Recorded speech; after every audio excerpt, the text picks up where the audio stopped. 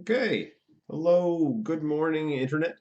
It is definitely the morning right now because it is 11:59 Newfoundland Standard Time, which means it is indeed the morning. You're getting a bonus minute of stream today. A whole entire bonus minute. Isn't that cool? It's great, right? Yes, welcome aboard. Anyone who is watching, anyone anyone on Twitch, hope social distancing is finding you well. Um, anyone who's come in from my own campus or the other campuses of Academy Canada, welcome. Glad to have you. Um, yeah, so please feel free to email me if you're one of the students for the school here. You know my email already. You can send questions to me at any point. I won't always, I'll see them while I'm on stream. I won't always be able to answer them at the same stream, but I will definitely get to them the next stream for sure. Right? And now I want to start off. Well, first I want to start off by taking a sip. Maybe I'll set up my camera later and we can take a little walk outside. But Newfoundland just got pounded again with another snowstorm. Thankfully, it wasn't as bad as they said it might be. Right? We didn't quite get Snowmageddon 2 after all, although they were forecasting up to 4 centimeters an hour of snowfall. Right? Which is like that is the same amount that we had during Snowmageddon, so that would have been a bit bonkers. But we didn't get that, at least not here, right? So, yeah, I'm going to go ahead and start off then with a very good teachable moment from yesterday, because it turns out upon recollection, it turns out that everybody makes mistakes, especially me. All right, especially the teacher.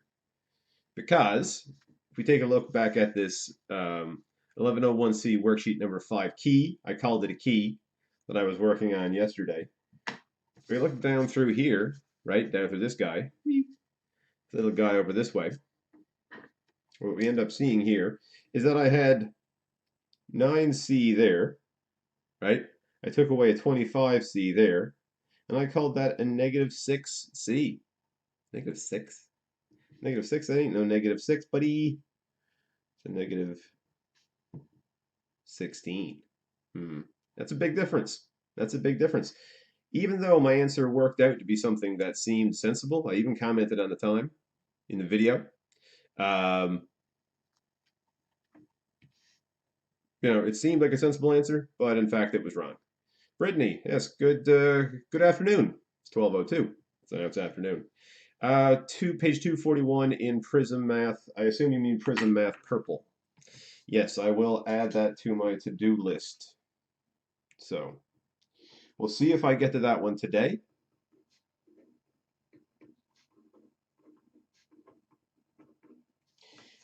First, I'm going to, let's see. Well, seeing you're here now, how many things do I have to get to today? 1, 2, 3, 4, 5, 6. So I've got 6 things to get to. We'll be here a little while, so tuck in. Yeah, I can do that page in Prism Math there now, I guess. That's easy enough. Okay, but just to go back and finish this guy over here, just to show you, I actually should have had 1920 divided by 16, which should have been 1.2. So C is not equal to 3.20. C is equal to 1.2, right? And then if I went back and did this one properly, right? Strike it all out, strike all that guy. If I went back and did it properly, what I would have would be 5b is equal to 3 outside of 1.2, or sorry, plus 3 outside of 1.2 is equal to 12.05. Then I would do 5b plus 3.6, 12.05. 5b is equal to, well, if I took away 4, I'd have 8.05, and this is 0.4 less than that. So if I took away 3.6, I'd have 8.45, right? So just to show you, 12.05 minus 3.6. Yeah, there we go. And now b is going to equal, well, I'm just going to go ahead and divide. I could break that down bit by bit and say that 45 divided by 5 is 9 and that 80 divided by 5 is 16, but 1.69. Nice.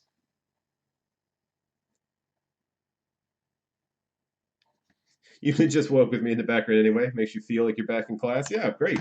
Excellent. That's I really hope that that is how people feel with the stream for sure.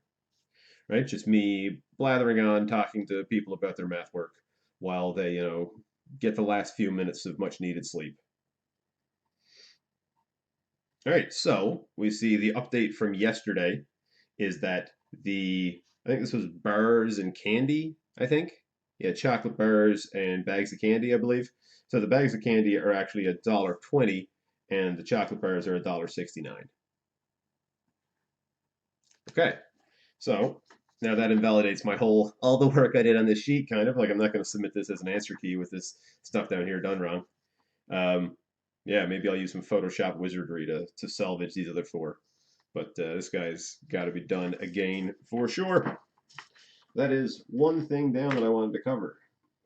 Proserino Offerino. That's how you know you're a Twitch streamer, when you just add random suffixes to words.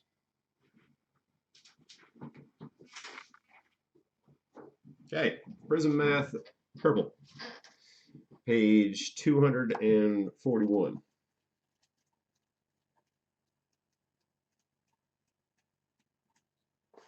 Page 241 right here. Now this has all the answers, so I am going to cover those up while I'm going through. Rewrite each expression using the distributive property. Right? So the distributive property, all that means is that, well, we don't even really need to know that distributive property part. All you really need to know is the part here where it says rewrite each expression. You just have to go ahead and write these out. Right, so we've got x times y plus 15. Well, we know when we multiply, if we had x times y plus 15, like that, right? This x is going to multiply by this y. This x is going to multiply by this 15. So we're going to have xy plus 15x.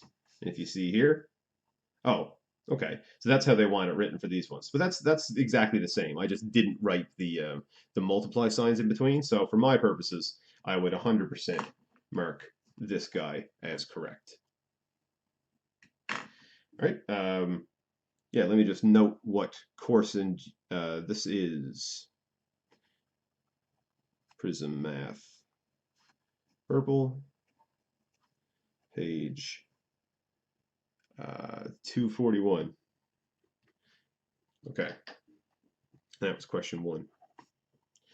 So then, I'm not going to do every single question on the page, but I'll just show you here that it kind of carries on the same way with these distributive property questions. Like say for question 2 here, we've got d times 7, or just 7d, plus d times 2e, which is 2ed. So all it's asking you to do here, really, when it says rewrite with the distributive property, that just means that you're going to be factoring out the biggest thing you can out of each of these guys. Now, because this is an odd number, we actually can't factor out anything from the coefficients here. Excuse me. Because there's nothing that's in common between 2 and 7. But in the rest of the expression, there is. There's d here and d here. So there's d in common between both these terms. So I'm going to go ahead and factor that out. So it's d outside of 7 plus 2e. And that is d times 7 plus 2e. That's what they're looking for that one. Right? If, for example, I'll just do this one in green because this is one that I'm just making up off the top of my head. If, for example, I had one that was like 12 e squared plus, I don't know, 16 ef, right? And this is totally valid. This is the kind of one that you could easily see. Then what we're doing, just solving it? Yes, yes.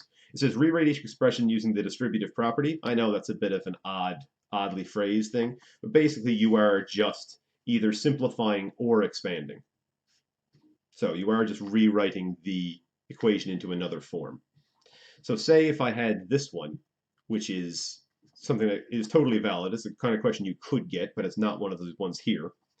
What I have to do now is I have to first find the LCM. I'm going to need the lowest common, the GCF, the greatest common factor of 12 and 16. Right? Now I know that the greatest common factor of these two is both going to be 4. I'm not going to go through the derivation of this here now, but we do know that 12 is in the 4's times table and 16 is in the 4's times table. Right? So I can factor out a 4. I can also, because there's e squared here, which means there's 2 e's, and there's 1 e here, I can also factor an e out of both these guys. So then once I figure out what I'm factoring out, I'm going to take those outside. Then I have to do what basically 12 divided by 4. 12 divided by 4 is 3. E squared divided by e is 1e. 16 divided by 4 is 4. And EF divided by E is just F. So this isn't one of the questions that you were doing there, but it's totally valid to see one very similar to this. Okay, let's see. Yeah, I'll do one more expanding one just to show you. So for a question like 3, here is expanding. So it has j multiplied by, or just j outside of 3k plus m, like that. Right? So once I multiply the j by both things inside, that's going to become 3jk plus jm. So that's all you got to do for those ones. Down below, it says replace each w with x with 11, x with 0. Yeah, you're seeing all the answers here now. That's no big deal. Y with 7, and z with 20. Then evaluate each expression. Yeah, I don't think we need to go over those ones really. Those are fairly straightforward. But I'll show you one of them. So our w. So first we have question 6 here, which is z outside of w plus x. I'm going to move the book aside so I'm writing on the flat.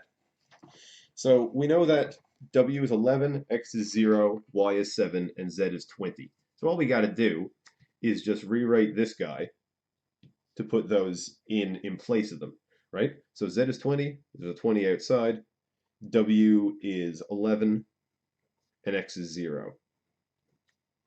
So that's all we got to do. It basically is do that. Once we have them in this form, oh, the camera's a bit off. Hey, what was I showing you then? What extra stuff? Oh, my pile of books and those elephant bookends that my grandfather got in Africa. I think it was Africa. Anyway, here we go. My camera got moved a slight bit. So we've got 20 outside of 11 plus 0, which is just 20 times 11, which is going to be 220. So that's all you got to do for those. Fairly straightforward stuff, right? Yeah, so Brittany, I will I'll email you a link to the time in the video when I went over this, but I imagine seeing you're there live, you got a reasonable appreciation for it there already. Okay. Let me know if you have any other questions. I'll cross that one off the list there. So I also need to do, yeah, let's do a little bit of a change of pace here. A small change of pace. I had a student ask a question about biology. Now, sometimes if I get questions from students about courses other than math, I'm not always going to solve them on stream. But oftentimes, when it comes to notes-based courses like biology, the questions are going to be not something that there would be workings for anyway, really. But in this case, it is. Because in this case, Betty Ann is asking about our good pal Punnett squares. One reason I'll do Punnett squares on stream especially because it's kind of like a small preview of matrix multiplication, something that you would get onto in, say, a second-year university course like a linear algebra course. Right? But here we have Punnett squares bringing back the immortal example of Gregor Mendel and his pea plants. right? It's an anecdote that you've probably heard before in biology classes. But there was this Austrian, I believe, monk, Gregor Mendel, who bred different peas with each other over and over again. And like it mentions here, he bred tall pea plants with short pea plants and sort of came up with the original notion of inherited traits, right? And these inherited traits are represented through alleles, right? So, like it explains here, and the genotype represents the combination of alleles that a plant has, right? Or a person or anything. But plants are super useful, obviously, because they're much easier to breed and maintain, a whole bunch of them, and so it was pea plants that he began with, not mushy peas or mint peas, which is a mint mushy peas. That's a monstrosity. I had that. I ordered fish and chips in the UK, and like in St. John's here, we're used to fish and chips. Like we get that all the time. That's like the city runs on deep fried fish and chicken. Um, but yeah, so I got like fish and chips, and it came with this side of like green glop, and it was like vaguely mint flavored. I don't, I don't know. I don't know if I can do it. Although to be fair, we do eat peas pudding here. I've actually got some split peas on to soak right now. So maybe, maybe I gotta take the plank out of my own eye. Take the plank out of my, take the peas out of my own cuisine before criticizing minty mushy peas. Oh, to be fair, minty. I don't know. I don't know that I can do minty mushy peas, guys. Anyway, back to the biology. Um, so we have this sort of situation where we're kind of multiplying, right? Whatever allele one plant has is going to be multiplied. Okay? It's good math content. Multiply with the allele for the other plant. So let me just show you an example here. So say we had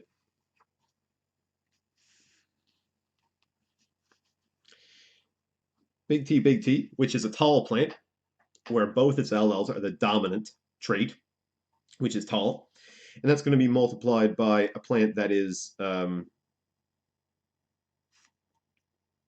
actually, this is a poor example.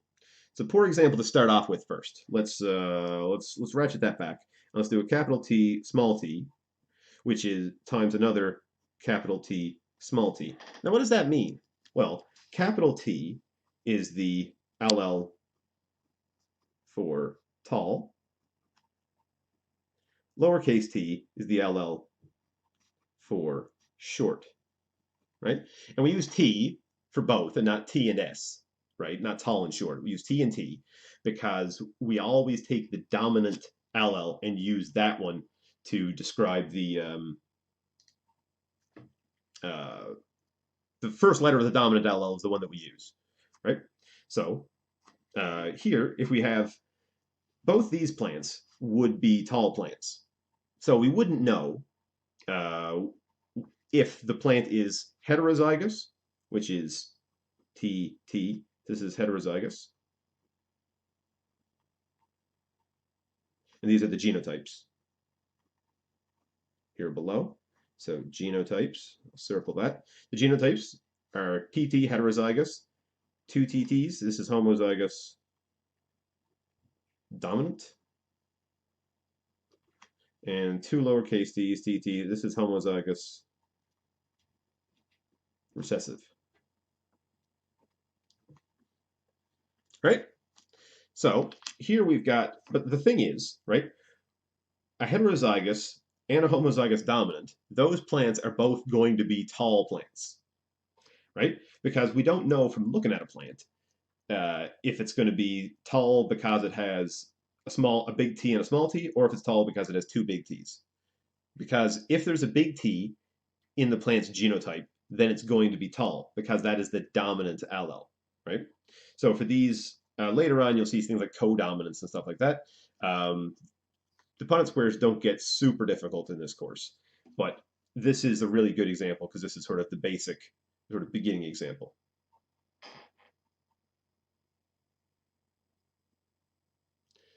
Um, 17 for the probability questions I'm doing today is 0.44% correct. Uh, I don't know real Albert Einstein. I'm sorry, I don't know what course that is. So please tell me the course name and the activity name, because I don't know real Albert Einstein. I believe you're not in my classes. I'm also like Albert Einstein. I'm pretty sure you're dead. I hate to break it to you, but you may be a ghost. Right? You should get that checked out. Um,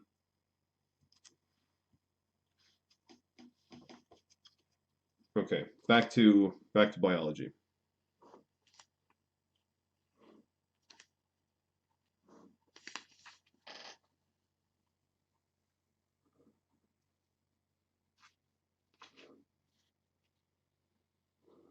So if this was drawn a bit better, it'd be better. But who cares?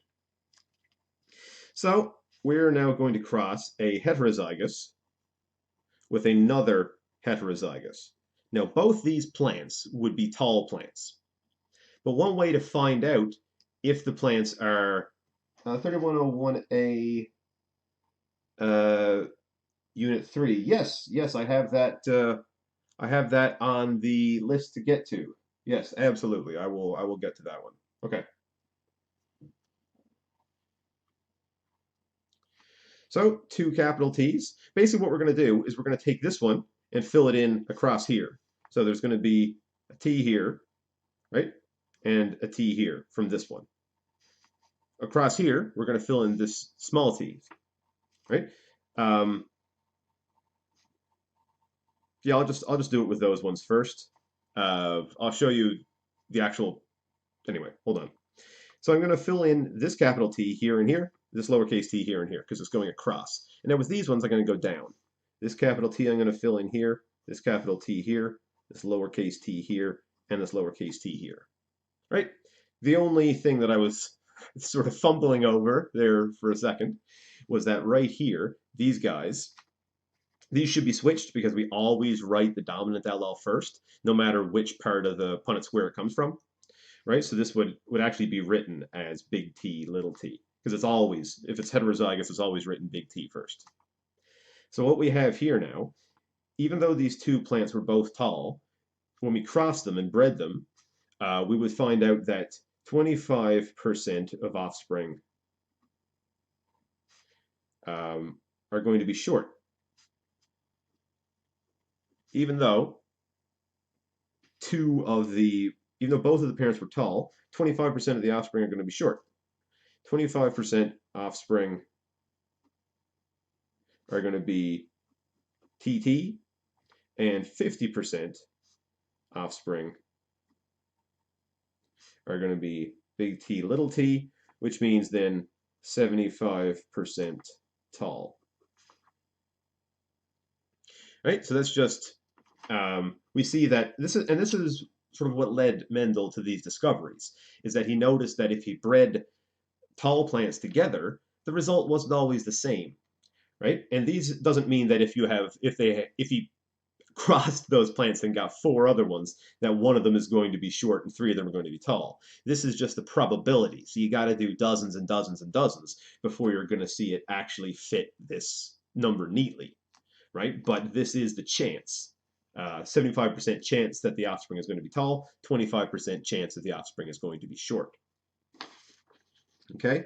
The Punnett square to predict the phenotypic and genotypic outcome of a cross between a plant homozygous round peas and a homozygous wrinkled peas. Okay, yeah, so round and wrinkled was another one of the ones that Mendel saw, right? And round is dominant, so this is the allele for round, which is dominant,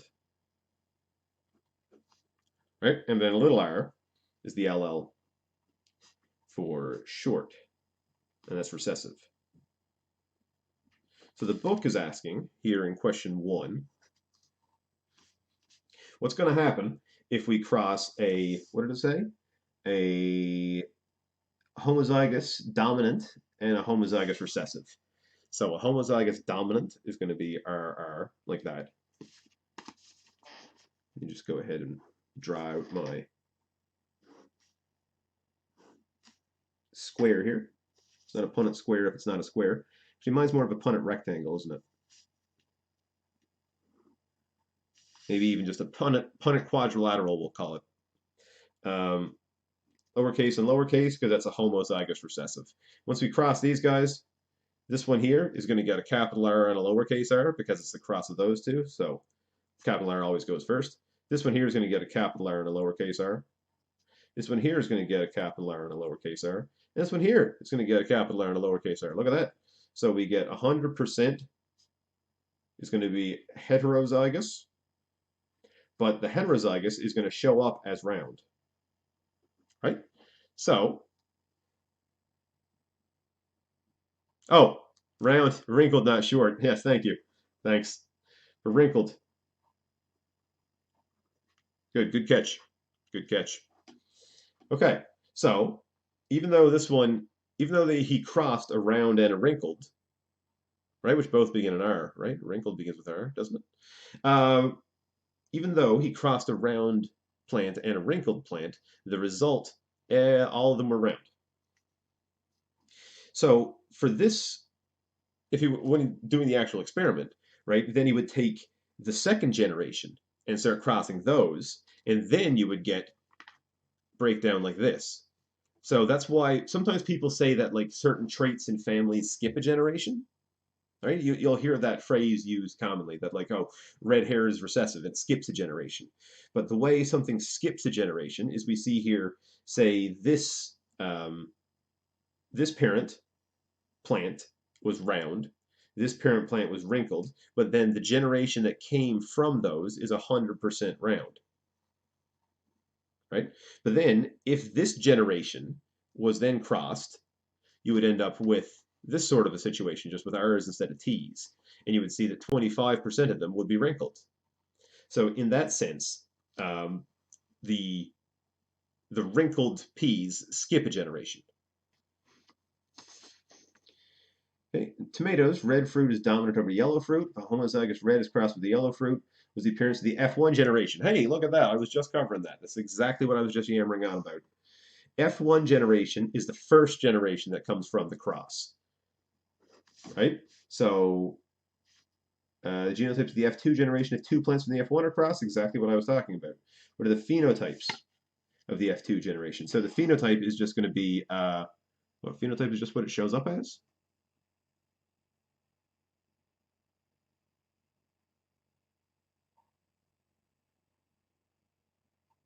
Oh no,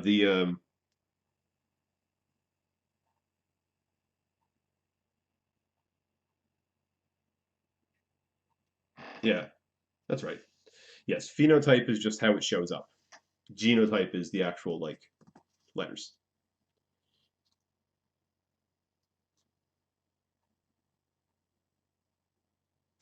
All right. Well, why did you do big T, little t on the top of the first square and two dominant on the top of the second square? Right, because these are the different plants we were crossing. So in this square, I was just making up an example off the top of my head where this, because this and this, those are the parent plants. Or the parent whatever if we're getting into, you know, say eye color in people, which is a common one that you'll see represented with Punnett squares as well. So here, the parent plants were these guys. So the thing on the top and the side will change because that's where we put the parent plants. And these ones here in the square, these are the offspring, not the band, the plants. So for number 2, for example, we are crossing uh, homozygous red. So red is dominant over yellow. So a homozygous red would be capital R, capital R. And we're crossing that with a yellow fruit. And we know that a yellow fruit has to be homozygous yellow, which is going to be little r, little r. So that is actually going to end up with the same offspring as up here. We're even using the same letters for it because red is the dominant one. Up here it was round and wrinkled. Here it's red and yellow. But we know that our part A, what is the appearance of the F1 generation? Well, F1 is going to be all R. Therefore, that's the symbol for therefore. Therefore, F1 is all red. Right? What are the genotypes of the F2 generation if two plants from the F1 generation are crossed? Okay, that's a good question. So we know that the F1 generation is 100% big R, little r, right? So to find our F2 generation, we're going to have to draw another Punnett rectangle.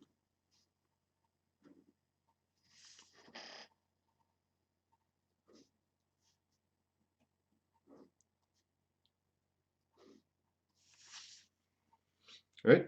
But if we're crossing two of these plants, both parent plants are going to be capital R, lowercase r. So capital R, lowercase r, capital R, lowercase r. And then we go through and we cross them by taking, say, this one from here and this one from here goes in this square. This one from here and this one from here goes in this square. Same thing here, these two, and then these two. So now our F2 generation is going to be 25% heterozygous dominant, 50%, sorry, homozygous dominant, 50% heterozygous, and 25% homozygous recessive, right? And that then is this is our genotype.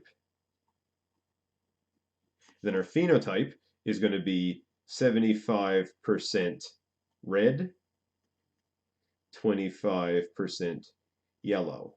Now I'm doing them as a percent. Sometimes your book, I believe, shows them to you as a ratio. That's a good math lesson. Now, see, we're bringing it back. We're bringing it back. It would be a 3-to-1 red to yellow, which is just another way of representing the same thing. And this one over here would be a 1-to-2-to-1 if we're doing it as a ratio. Okay, so this was, let's see, biology, page 533. Okay. Yeah, I think that's pretty good. What are the phenotypes of the F2 generation of two plants? Oh, so yeah, this was the genotype. So this was part B right there, and this was part C over here. Okay? So, Betty Ann, yes, I will leave question 3 for you to do as practice there. Very similar to the ones that I was just going over. Hopefully, this mess here helps out a little bit. And I will, again, link you to the point in the video where I'm discussing that one.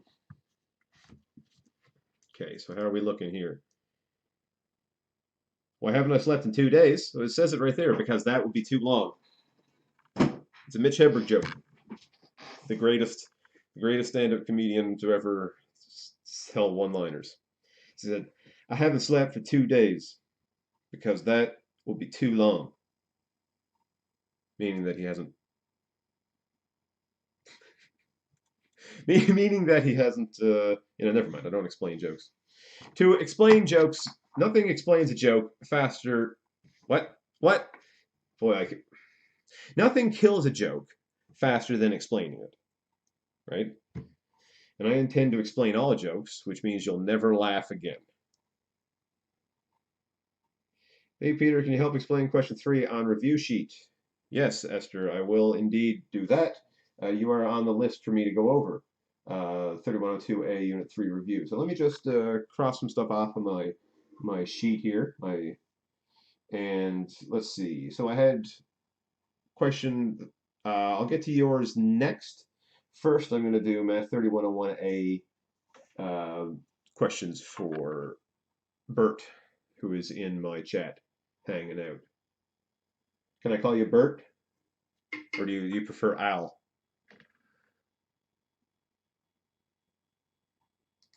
Let me see. Is this E? This is E. Okay. Number 17.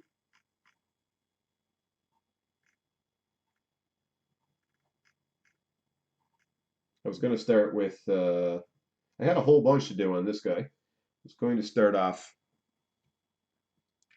with some of the multiple choice ones, but I will start with number 17 because that's the one that was requested. So this is now math. What is this?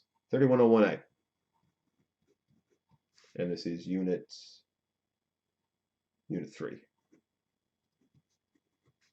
There we go, unit 3. So now we're going to do number 17. So let me just scroll on down here and blow this guy up over on the side. Okay, so a 5-digit PIN number. Whoa, whoa, whoa, whoa. What do you mean PIN? What is this? What is this PIN number? What is this? Let me zoom in on this guy. What is this? PIN number? Oh my word in heaven. Personal identification number. A 5-digit personal identification number contains the digits 2 to 9 inclusive. If repeated digits are allowed, determine the probability of the personal identification number beginning with an even number and ending in a 3. Okay, so it's 5 digits long. So we've got 1, 2, 3, 4, 5 places where numbers can go. Right? You know that beginning with an even number and ending in a 3. Well, let's do the ending first. Ending in a 3, so it's always going to be a 3. So do I put a 3 here? Well, no, I don't. Even though the number is going to be 3, don't get it twisted. Don't get yourself confused and putting in the actual number that it's going to be. Because this sort of thing could be like, this could be flavors of ice cream, like combinations of 5 different flavors. This could be letters in the alphabet. This could be anything. We don't write the actual values that it can be here. What we write here are the number of possible values it could take. So it's got to be a 3, so that's just one. It's just one thing it's got to be. It's got to be 3. So, digits 2 to 9 inclusive, repeated digits are allowed. Okay, so beginning with an even number. It says digits 2 to 9, which means it doesn't include 0. 0 is an even number, but it won't be used here, right? So discounting 0, there's going to be 4 even numbers that it can be. It can be 2, it can be 4, it can be 6, and it can be 8. Right? So there's 4 possibilities over here for this guy. Then repeated digits are allowed. So these other ones here can be any digit whatsoever. But it only contains the digits 2 to 9 for whatever reason. It doesn't include 0 and it doesn't include 1, which means we have 8 options here, 8 options here, and 8 options here. Right? So this is the number of favorable outcomes, right? Because it's not just asking for the number of combinations, it's asking for the probability of a randomly selected pin being one of these ones that we're talking about. And we know the probability is favorable over total. Favorable with a U, because the word favorable does indeed have a U in it. So we know that our favorable is going to equal 4 times 8 times 8 times 8, right? I am not going to do that one in my head, but I'm going to do it over here. 8 to the power of 3 is 512 times 4 is 2048. So 2048. Tell you what, let me switch this back to the other way of viewing it so you can see the paper a little bigger. I gotta scroll back up. Okay, so that's 2048. And we're going to divide by the total. Well, what's the total going to be?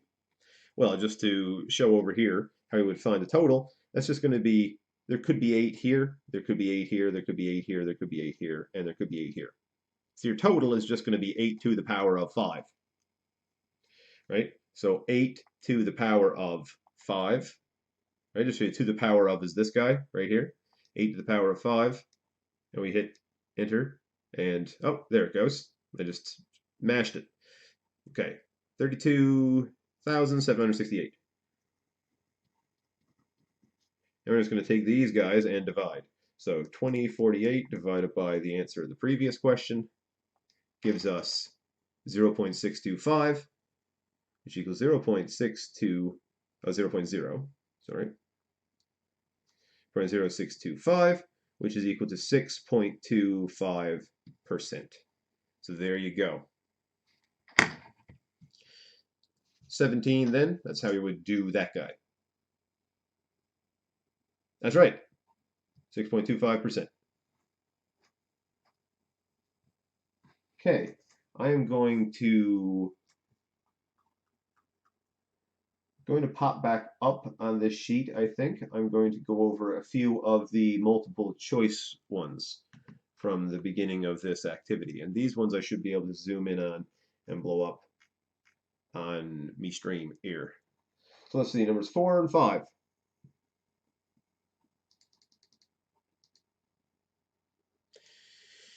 Yvonne tosses 3 coins. She's calculating the probability that at least one coin will land as heads. It was the probability as a percent that at least one coin lands as heads.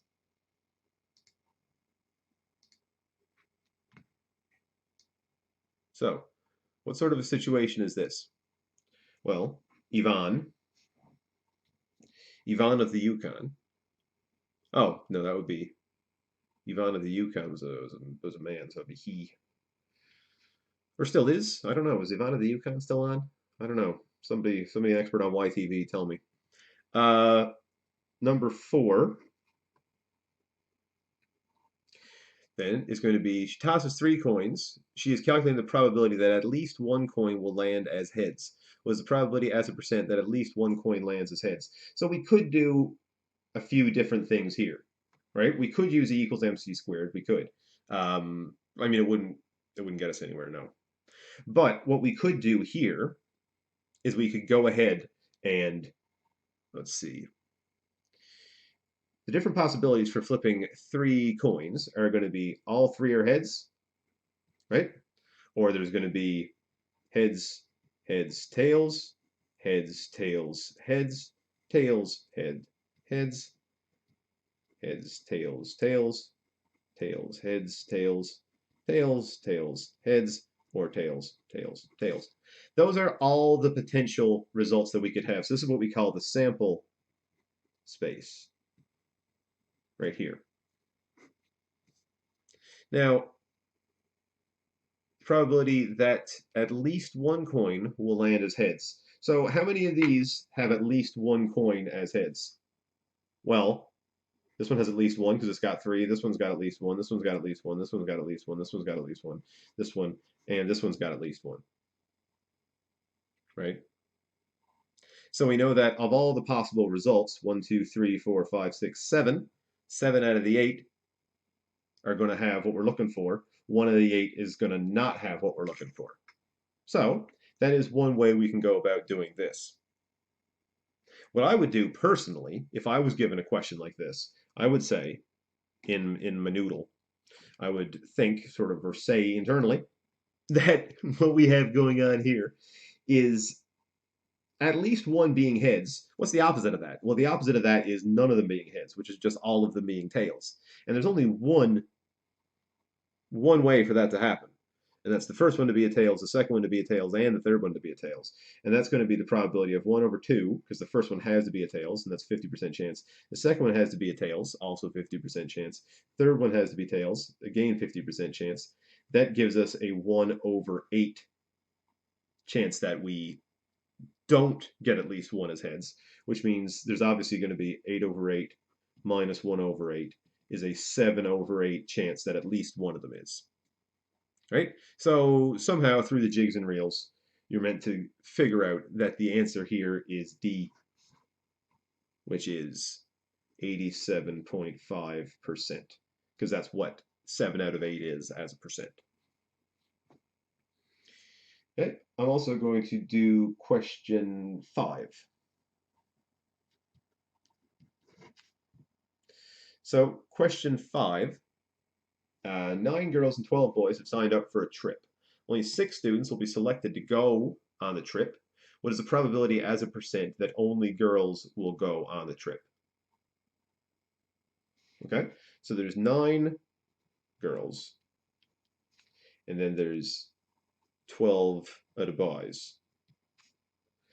only 6 students will be selected to go on the trip. It's probability as a percent that only girls will go on the trip, right? So if we're only selecting girls, how are we going to, what's our favorable going to be? Well, the order obviously doesn't matter here because if, we select Jenny and I don't know, I don't know any names. Jenny and Mary and Judy, right? Or if we pick Judy and Mary and Jenny, that's the same thing, right? The order is totally irrelevant. So, because we know that the order is irrelevant, we're going to use NCR for this one, right? Because C is when the order doesn't matter, P is when the order does matter, right? So here now we want to choose 6, so we're going to have 9 in total. Choose 6, right? I could go through and do that manually, but I'm just going to do it on the calculator here now. 9, choose 6. It's going to be 84. There we go. So there's 84 favorable situations where the people that are chosen, all 6 people chosen, are girls. So then we have to figure out, well, what's our total going to be? Our total, so this is favorable over here. So then our total is going to be, well, there's 9 girls, 12 boys, so there's 21 people in total. So total is going to be 21, choose 6, right? And then 21, choose 6. 21, and again, right, we're going to go over here to the math. We're going to stick over this way and go down to here. 21, choose 6. There we go. 54,264. 54,264. So quite a lot. So now as the probability, what I've got to do is I got to divide this one by this one. So 84 divided by the answer to my last question is going to give us 0.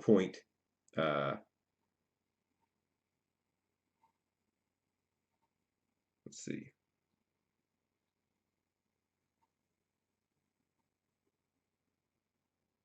Yes, this is right. It's going to give us 0.0015 as a decimal, 155 we'll call that. So as a percent then, this is going to be, we're going to move it twice, it's going to be 0.155%. Or on the test, you see that it's written as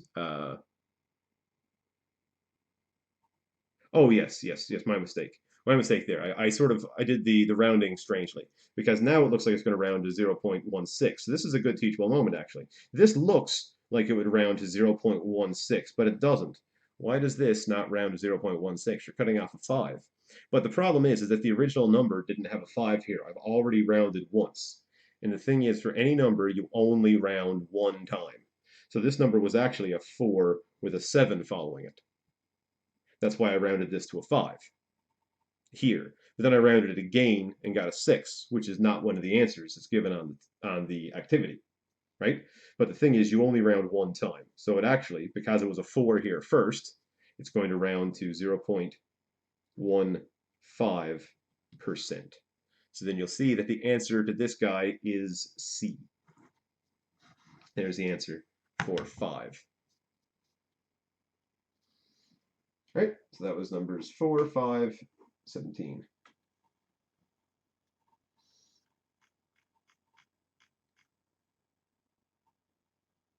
So I wanted to look at 13. In a state lottery, if you purchase a ticket, you choose 6 different numbers from 1 to 40. These 6 numbers match the 6 numbers drawn by the lottery commission. You win or share the top prize. It's a probability of a person with 1 ticket winning or sharing the top prize. So you choose 6 different numbers from 1 to 40. If those 6 numbers match the 6 numbers drawn by the lottery commission, you win. Right? So from the way it's phrased, it sounds like order doesn't matter. That's really the meat of this question. Does order matter or doesn't it? Right? The way it's phrased, it just says you choose 6 different numbers from 1 to 40. If these 6 numbers match the 6 drawn by the lottery commission, it doesn't say match in order. If it said match in order, the answer would be 1 over 40 P6. That would be if order matters, right? And this is question 13. But then 1 over 40c6 is if order doesn't matter. Now, it's a little bit tricky here, right? Because it doesn't specifically come out and tell you, hey, order matters, hey, order doesn't matter, right? But from the way the question is phrased, I think they're trying to nudge you towards seeing that order doesn't matter here, which means the answer is going to be A. A is going to be the answer. Right? My 13s really do look like B's, don't they? That's another Mitch Hedberg joke for you. But I did that one yesterday, so got at least the material I steal should be different from day to day, I think. Like I probably shouldn't be stealing the same joke over and over. I mean, that's a bit much, right? Like, you know, I'm not Carlos Mencia or anything.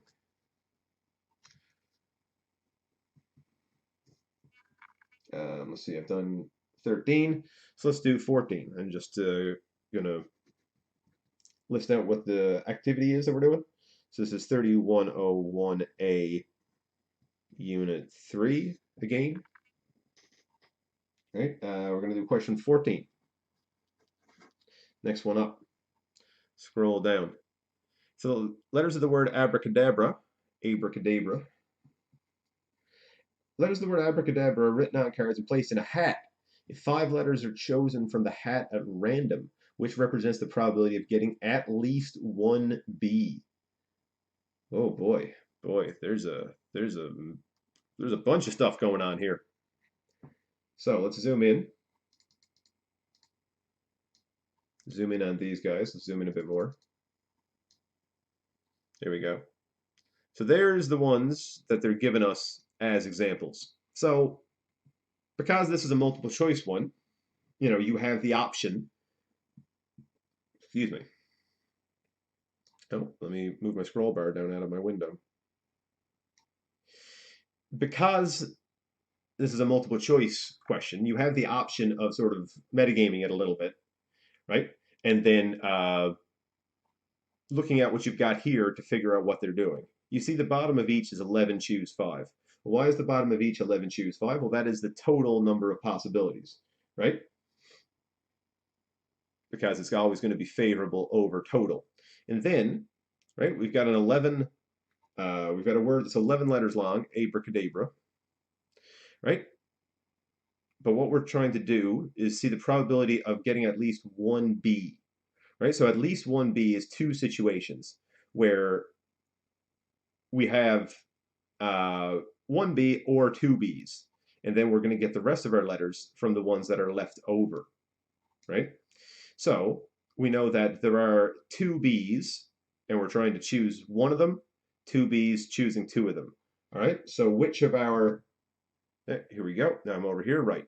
So we want, here, it's got 11 choose 1 and 10 choose 4. Well, there's 11 letters, but those letters aren't Bs, right? We need to be dealing with Bs specifically. So we know that it has to be either C or D, right? Because we need the 2 choose 1 and the 2 choose 2, 2 choose 1, 2 choose 2, in order to get the 2 Bs. And then the 9 choose 4 and the 9 choose 3 are the choosing the remaining letters. And then the question is just, well, do we multiply or do we add? Right? And here, actually, we add. We add because this is the number of favorable outcomes for getting 1B. This section here, let me just, yeah, so this section, whoa, it highlights strangely.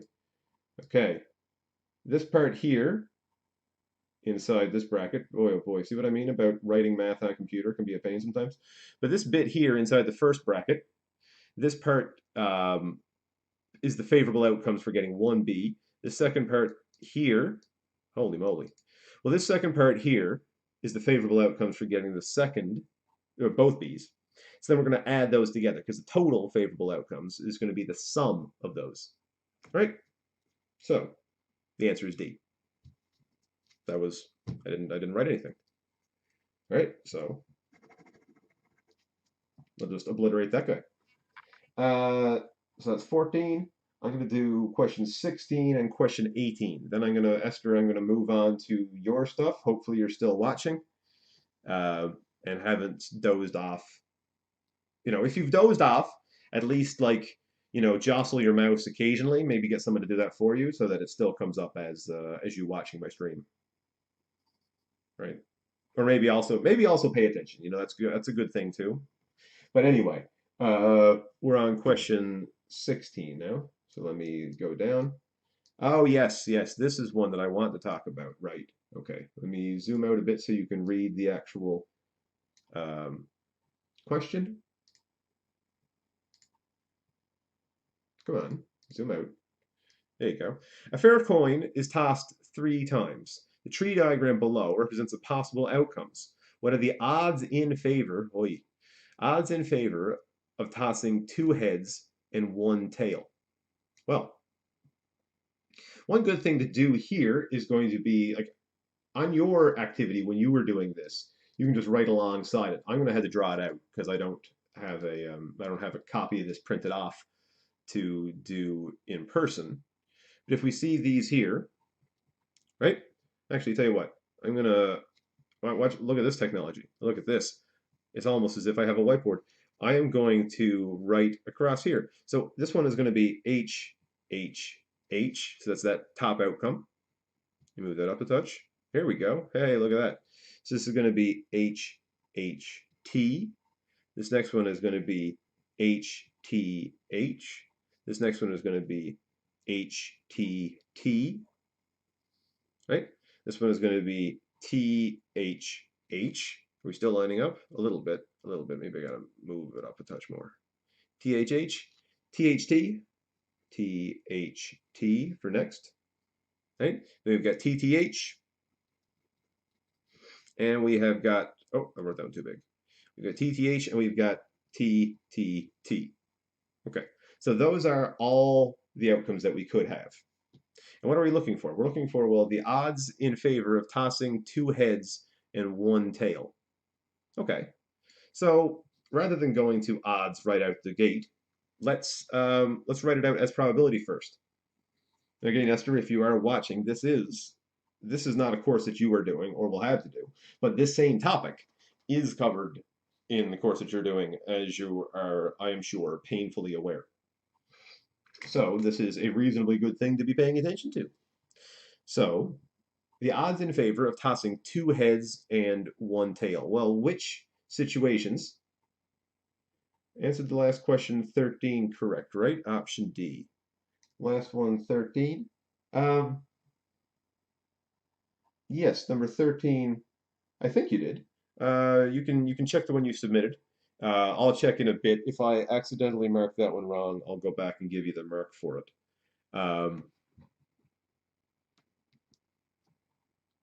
Okay, so 2 heads and 1 tail. Well, this one works, 2 heads and 1 tail. This one works, 2 heads and 1 tail. This one works, 2 heads and 1 tail. And that's it. Those are the only ones that work. So there's, so favorable, U-R-A-B-L-E, favorable is equal to 3. And total, still, total is equal to 8. Right? So our probability is going to be 3/8. But we weren't asked for probability, did we? We were asked for the odds in favor. So the probability here would be 3/8. But what are the odds going to be? Well, odds in favor are actually favorable, and then a colon, and then unfavorable. Like so. Favorable to unfavorable. Now, what's our unfavorable here? Well, our unfavorable is just our total minus our favorable. We could do that. Or, I mean, we know that our unfavorable is all the other ones. So our unfavorable is going to be that, that, that, that, and that. So our unfavorable is going to equal 5. Right? So odds are favorable to unfavorable. So the odds in favor are going to be 3 to 5. There we go. And that is option A, I believe, on that activity. Option A. Okay, so another one down. I see I've got my RGB. My pens are RGB, right? Look at that. Look at that. That's good. That's good PC nerding. Although my PC has it's got a reasonable video card with a that I got specifically because it has a massive amount of VRAM, so I can do nonsense like this and also play Civ 6 on absurdly gigantic maps.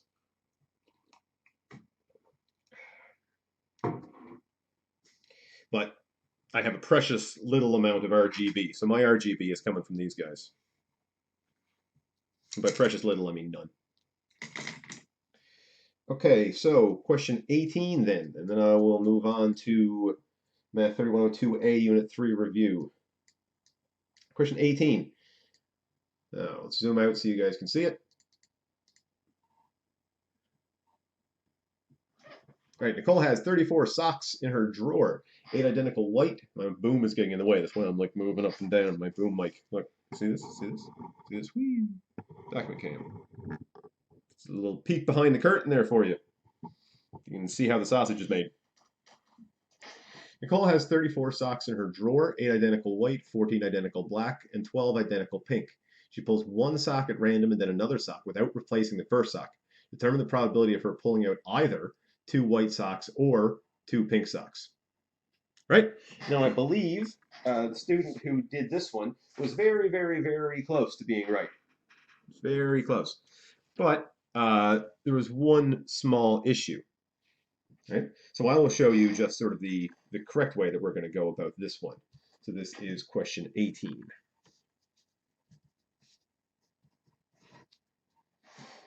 Right? If she's trying to pull out, pulls one sock at random, then another sock, determine the probability of her pulling either 2 white socks or 2 pink socks. Well, we know that the socks are 8 white, 14 black, and then 12 pink. I could do these with colors in my pens, but I don't have a white pen or a pink pen. Because a white pen would just be white out, I guess. So, if we're looking for 2 white socks, so 2 white, we could call that 8 choose 2 over the total, which is 34 choose 2. Right? Because this is the number of white socks in total. This is the number that we're trying to pull out. This is the number of socks in total, and this is the number that we're trying to pull out. So this is our favorable, and this is our total, which of course combines to give us our probability.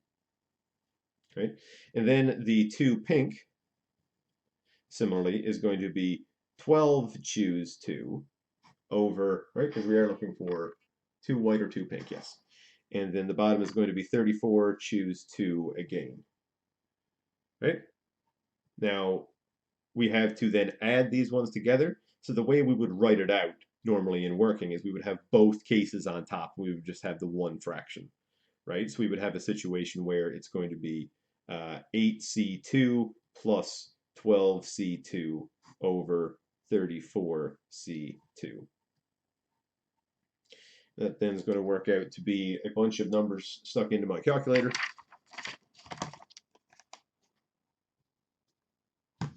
There we go. So boot her up.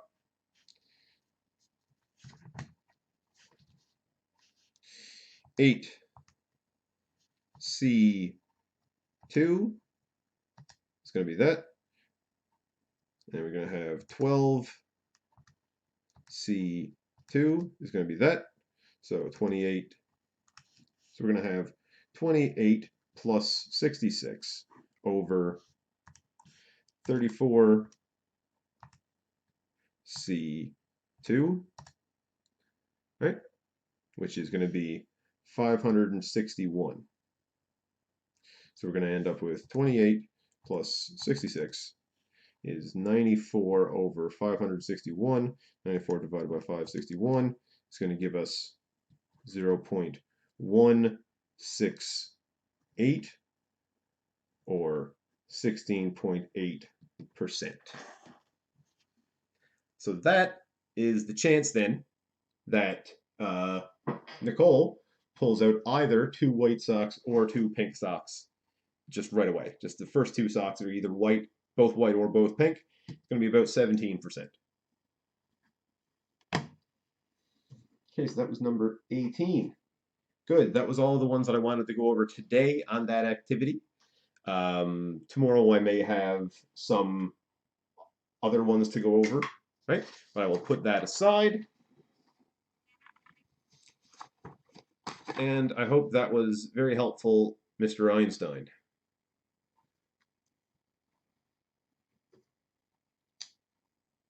I have heard, that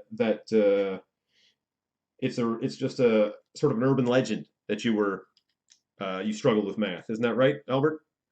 Right?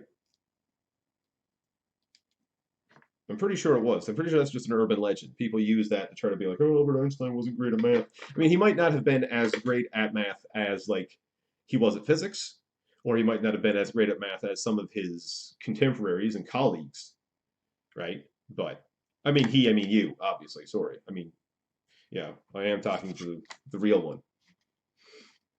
Anyway, let's see here. Math 3102A, Unit 3 review. Okay, let me bring up that guy. 3102. Did I not have that open already? No, I didn't. Okay, hold on a second then, folks. I just had to, it'll only take me a sec. 3102A, Unit 3 review. Open with the program I use. There we are. Okay. Oh, no, no, Unit 3 review was not, no, what was it that Esther wanted? Question 3 on review sheet. 3102, right? Is that 3102A? Yeah, 3102A Unit sheet review. Unit 3 review. Let's get that nice slurping noise on the mic. Oh yeah, that's good. It's good quality content. Me talking into a mug just to sort of blur my voice a bit. Also very good content.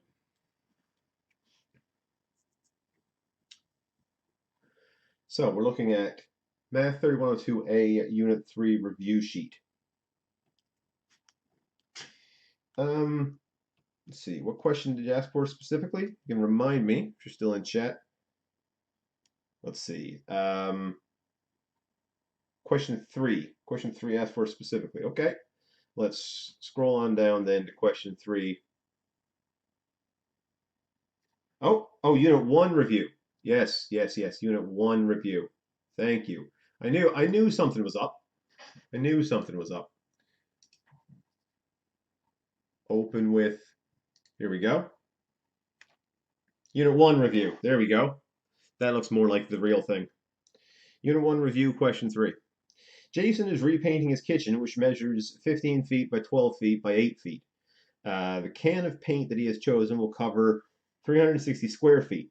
He's decided to buy 3 cans of paint. Is his calculation accurate? Explain. This is a great cross-curricular lesson with what I was talking about yesterday, because Canada's like a really weird place when it comes to measuring systems. We've got like a smattering of imperial and a smattering of metric.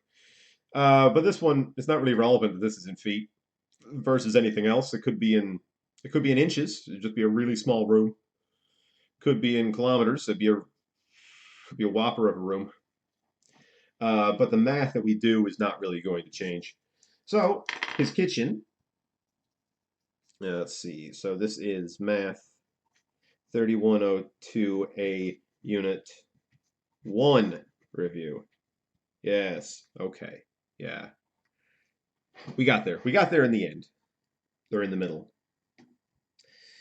So this is question 3.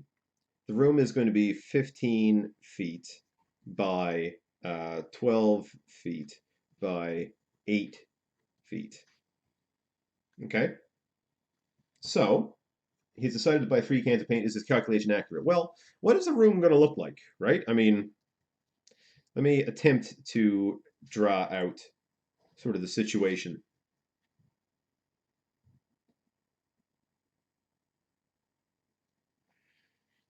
The real Albert Einstein is looking forward to completing his test and moving on to physics. Well, you're welcome to do the physics courses. Some of the physics courses are really good, I think. I The textbooks that we use for the physics is actually pretty good. To my mind, it teaches some of the math topics better than the math book does. Uh, yeah, physics is kind of like applied math. You also get to do like fluid dynamics and thermodynamics and stuff. It's and Newtonian mechanics. To me, that's those are interesting topics because it's sort of ways to apply the math that you're studying. And it'll surprise you how many different ways there are to apply, say, sine functions and cosine functions when we start getting into waves and things like that. It's To me, it's quite interesting. But then again, I'm also the kind of person who streams 2 to 2.5 hours of yammering about math a day. So maybe what I consider interesting is just not, what other people would. Anyway, drawing out a room. Right. That's what I was doing. So I'm not going to use like a vanishing point perspective or anything foolish, although I suppose I could actually. Maybe I'll do that. Let's put my dot back here. And imagine this was the room. Right? It's going to be in 3 dimensions as best I can do it. Right? So I'm going to the height here and the height then back here. So this is the room. We're sort of looking at it from the front, right? I'll use dotted lines then for the ones that are back in behind. So, right? That needs to carry on until it's over under the other corner, like that. So here's a corner coming down like that, and here's one going across like that. Explain string theory one day. Oh, please no. My understanding of string theory is superficial at best. I can link you to some good talks about it though, if you want that. Um, anyway, my area of expertise is apparently drawing out diagrams of rooms. So here's the room that we have. It's going to be 15 feet this way, 12 feet this way, and 8 feet this way, 8 feet high. Now, it doesn't say in the question, but we are meant to assume that he is only painting the walls, right? He's not going to paint the floor. He's not going to paint the ceiling. He's just going to paint. I mean, you could paint a ceiling, but that requires a lot more work. And in this question, it's just not going to be that. So it's going to be these two walls. Actually, hold on. Hold on. Hold the phone. Hold the phone. Imagine I did that one in red and not in green. Okay, so there's that wall there, and then there's sort of this wall here in the front, right? I'm covering over my nice diagram now, right? And we can definitely figure out the area of those two, because in order to paint a room, we have to know how much area it's going to be. So area of green wall is going to be 15 feet by 8 feet, right? Is going to equal 10 times 8 is 80, 5 times 8 is 40, that's 120 square feet. Okay? And we know that it's 15 by 8 because if you look back over here at the bottom, right, of this room, that's 15 that way. And this, the height up there is the same as the height over here, which is the 8 feet. There, like that. Okay? But now we know that there's also another room. There's another wall that has the same area as this one because there's this one. I'll try to do it lighter, but there's this one back here, right, that we can see there like that, right, the one in the back that way. So we've got that one and this one. So what we're going to do now is we're going to do 120 times 2 equals 240 square feet. So that's the sum of the front and the back wall, right? So now the next wall, the red one, is going to be 12 feet along the bottom, so that's a 12, and it's going to be by 8 feet high, right? So 12 times 8 is going to be 96 feet squared. Okay, and now again we have a second one because we have this wall. This wall over on this side here is a red one as well. So there's a red one on this side, and there's a red one on this side. Right? So there's going to be two of these guys. So it's going to be 96 times 2. It's going to equal, well, that's like 100 times 2, but minus 8. Right? Because it's 100 times 2 minus 4 times 2. So that's going to be 200 minus 8, which is 192 feet squared. Then, to find out how many square feet it is in total, we just have to add these guys. So it's going to be 240, right, plus 192. It's going to be the same as 440 minus 8, so 432. Maybe I didn't need to shortcut for that one. 432 feet squared. Okay. So now we know the total area that he has to paint. So what else do we have to do for this question? Well, Jason is repainting his kitchen, which measures that. Can of paint he has chosen will cover 360 feet squared. He's decided to buy 3 cans of paint. Is this calculation accurate? Well, if each can covers 360, and he bought 3 of them, it's going to be 360 times 3, right? Which is going to be 1080. Is 1080 greater than 432? Well, he has enough. Yeah, he has enough. He has way more than enough. Has way more paint than he needs. So it's enough, sure, right? If you bought 3 cans, but it's a bit excessive. He's going to have to go stick. I mean, one can's not even going to get open, and another can's going to be about third use. So he's going to have a whole lot of stuff to go stick in the shed. That is question 3.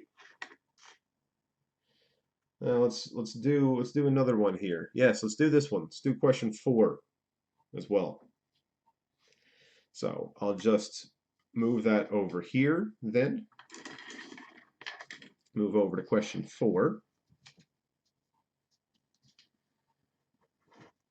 Question 4 is determine the tolerance of the deep fryer that needs a minimum volume of 10 liters to a maximum of 24. So 10 liters to 24 liters. Right? So there's 2 things that we have to do to figure out a tolerance expression like this. First, we need the midpoint of these 2, and then we need the range. Right? So the range here is going to be 24 minus 10, which equals 14. The midpoint is the other thing we need. So the midpoint is the average of the 2 of them we can do, right? So the midpoint is going to be 10 plus 24 divided by 2, which is going to be 34 divided by 2, which is going to be 17. All right? So our tolerance expression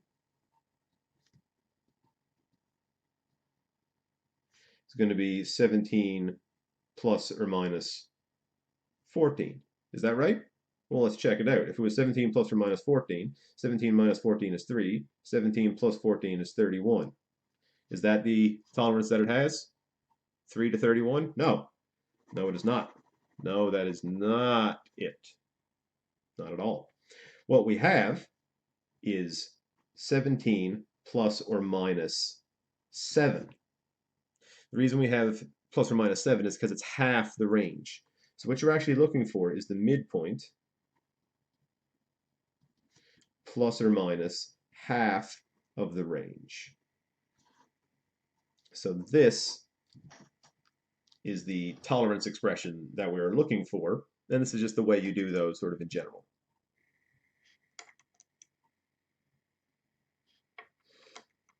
Right? Let's see. What other questions do we have here?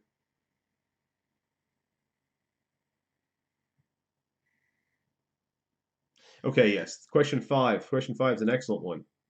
Um, Definitely need to go over question five. Uh, that was one that's also for sure going to be on your test. Absolutely. Right. Which again, you have to make sure, you know our testing policy. The testing policy was distributed. You need to tell me beforehand that you want to take one. Right? So this is still math uh, 3102A, 102A, Unit 1 review. Yeah, 3102A, Unit 1 review.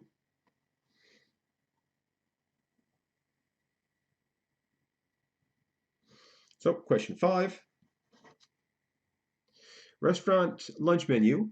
Oh, doing test tomorrow morning. Yes, indeed. Yes, you are scheduled for that one.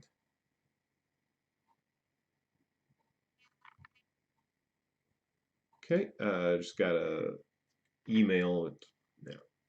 Just in general, I know that the afternoon is long and full of terrors, but I won't be responding to emails during the stream. I do see them, but I'll respond afterwards.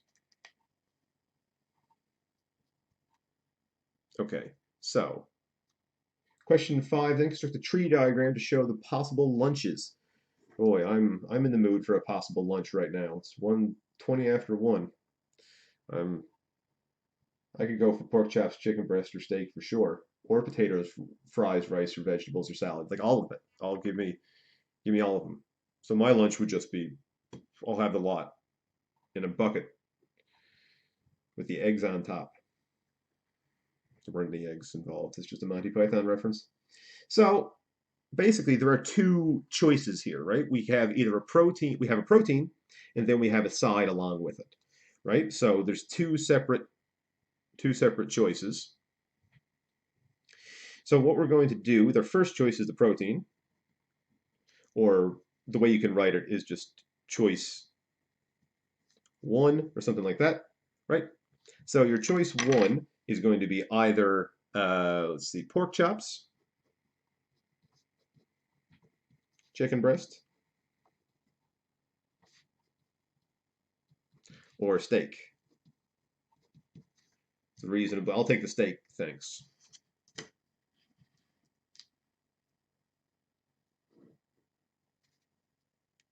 I like it medium rare, but at a restaurant I'll ask for rare because sometimes places overdo it, and you can always, if you're really picky, you can always, get them to slap the rare back in for a bit.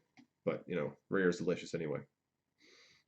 So protein choice one, pork chops, chicken breast, steak. So then the side is going to be choice two, right? Those we've got a whole lot of options for that: potatoes, fries, rice, vegetables, or salad. So I'm just going to use the first letter. Oh well, I'll write it out first for pork chops. So potatoes, fries, rice, vegetables, or salad. I'm going to run out of space here. You'll see as I'm going through that having enough space for your diagram is honestly probably the hardest part of doing these. But it doesn't really matter. Just make it fit as you can, especially if you're on a test or something and you're already partway through drawing it, and you realize that there's not enough space to finish it. Just friggin' jam it in there, however. Oh, well, I guess, is that G-rated? Am I allowed a discount F-bomb? I think so, right? I think friggin' should be fine. Okay. So now the choice for chicken breasts are going to be the same: potatoes, fries, rice, veg, or salad. And the choice for steak is going to be the same thing: PFRVS. Now this is going to be a real, real mess of the diagram once I draw out all these lines here, but you'll see that it's going to slant down quite a bit, but that's fine. Didn't have their V8 this morning, right? I believe that's the old ad campaign where the guy just is on writing on a chalkboard or something, and he just starts like slanting and going downwards. I don't know. I am not sponsored by V8. I'll tell you that. Neither the juice nor the engine.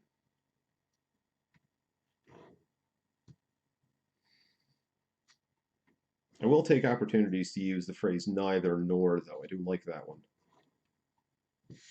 Okay, so ideally this would be a crossways and I would have enough space for it all, but it's not because I don't. But it's totally fine if you gave me this on a test, full marks, right? So this is the tree diagram. Oh, list the outcomes, it said.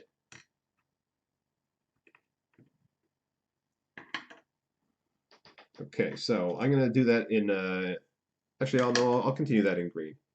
Outcomes, outcomes over here. So it's gonna be pork chops, potatoes, right?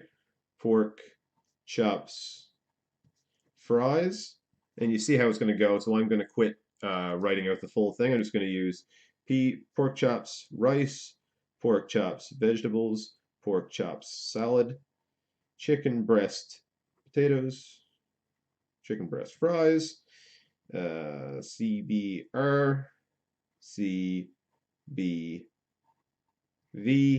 CBS. Sort of nonsense is that. SP, steak and potatoes, steak and fries, steak and rice, steak and veg, steak and salad. Those are all the outcomes, right? I know it's a lot of writing. You might develop some carpal tunnel. Just going to ask if you could abbreviate them. Yes, indeed, you can certainly abbreviate. So yeah, what is the now B? This is good. Okay, so for B now, what's the probability of a person having pork chops and potatoes? Well, then I'm going to do B in green over here. How many of these guys represent pork chops and potatoes? Just this one. All right, that's the only one out of all of these things that's pork chops and potatoes. It doesn't say pork chops or potatoes. That'd be quite a bit different. Um, we are going to get into one of those in part D, as you can see there over on my side, over up there. See that right there? Um, so the probability of a person having pork chops and potatoes for lunch, well, probability we know is favorable over unfavorable, right? Sorry, probability is favorable over total. What am I saying? Don't mind me. Don't mind me. Just mind what I'm writing down. Or tell you what. How about whichever is right? That's the one that I meant. Yeah. Okay. Um, probability then is going to be 1 over, well, how many do we have in total? 5 here, 5 here, and 5 here. 1 over 15. That's it. You're done. Probability 1 over 15 is fine. It didn't ask for it as a decimal or as a percentage or anything like that, but if you want to make it into a percentage, you just do 1 divided by 15 in your calculator and get that. So that's about 6.7%. Right? So that's the squiggly equals is like almost equal to, or approximately equal to. All right. So now for C, the odds against having chicken breast. Odds against having chicken breast. I'll do this one in red. So for C then, uh, which ones are chicken breast? Well, the ones that are chicken breast are those, right?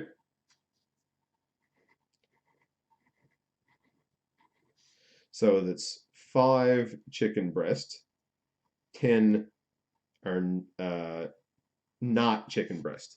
Now, Esther, you don't need to be familiar with this sort of nomenclature here. It's using like it looks like an exponent 1 to mean not. It's also called a prime. But other students that are doing similar probability courses do see this sort of notation, so I'll use it here. But this means 5 are chicken breast, 10 are not chicken breast. Okay? So the odds against chicken breast, odds against is always unfavorable to favorable, right? So the unfavorable, the chance that they're not going to have chicken breast, there's 10 of those. Favorable then is 5, right? And we always put our odds in simplest form. right? If you wrote down 10 out of 5 only, this question doesn't specifically say put it in simplest form where possible, so I'd still give you the marks, but in general, you should know that you always put it in simplest form. So I can divide both these by 5, and it's a 2 to 1 odds, right? That's what it reduces down to. So then for D is the odds for picking chicken breast, a salad, or potatoes. Now, this is the good one. This is the one that I wanted to get onto here, right? So odds for picking chicken breast, a salad, or potatoes. Now, unfortunately, this question is phrased such that I could end up with several different things from several different students that I would end up marking right? Because is it the odds for picking a chicken breast or a salad or potatoes? Or is it the odds of picking a chicken breast and salad or a chicken breast and potatoes? Either of those situations could follow from the way that this question is phrased. So I would mark either of those right. I'm going to treat it as being um, I'm going to treat this as being chicken. I'm going to do the hard way. Chicken breast or salad or potatoes, right?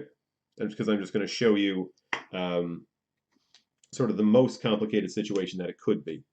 So salad, um, I'm going to do with a red arrow. Potatoes, I'm going to do with a green arrow. And then chicken breast, I'm going to do with a blue arrow, just to show you which bits are which, sort of.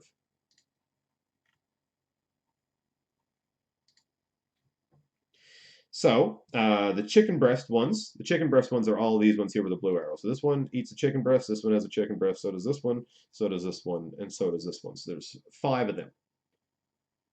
Right? So then the salad, well, which ones here have salad? Well, this one has salad, steak and salad. This one has salad, it's chicken breast and salad.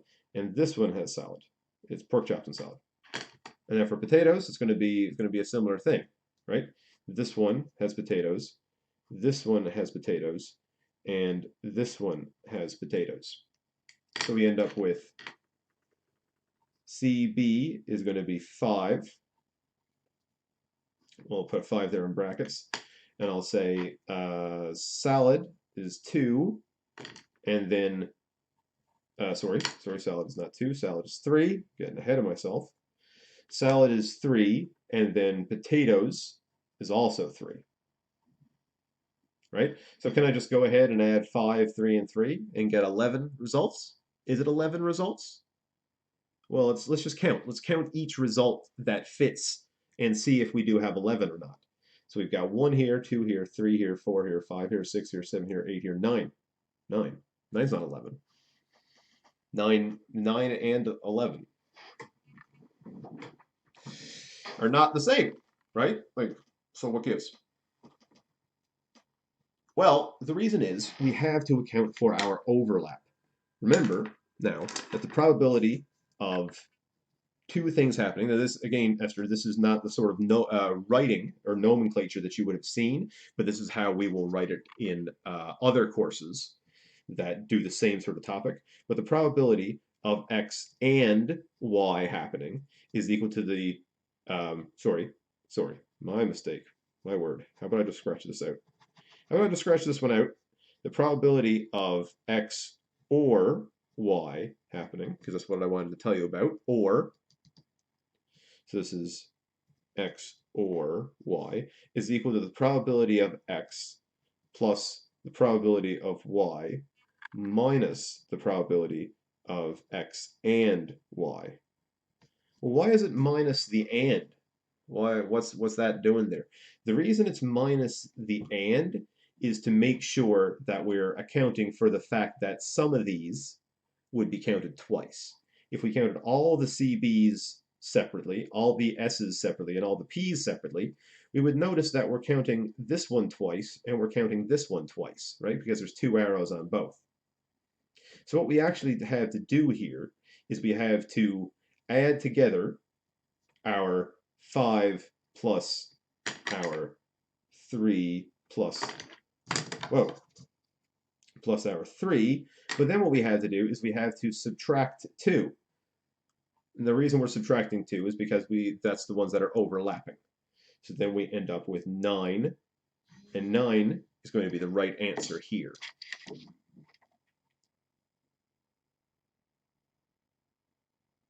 What did I just get? Did I just get a text? What is... I'm vibrating. Okay. Okay, so 9. 9 is indeed the answer to that one. And that is the odds for picking chicken breast or salad or potatoes. Right? Whenever there's an or situation, you are going to have to subtract some overlap. One really, really, really useful thing about having done out a tree diagram like this is that you can just sort of brute force it, especially after for the courses that you were doing. You don't really have to remember this. You don't really have to remember this whole thing over here.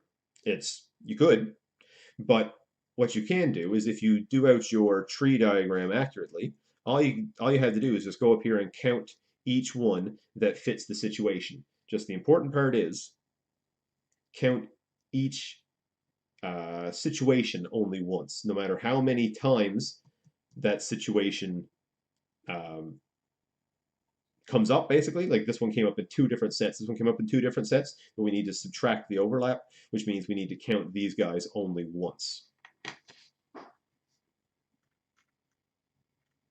Okay, what else do we have on this sheet?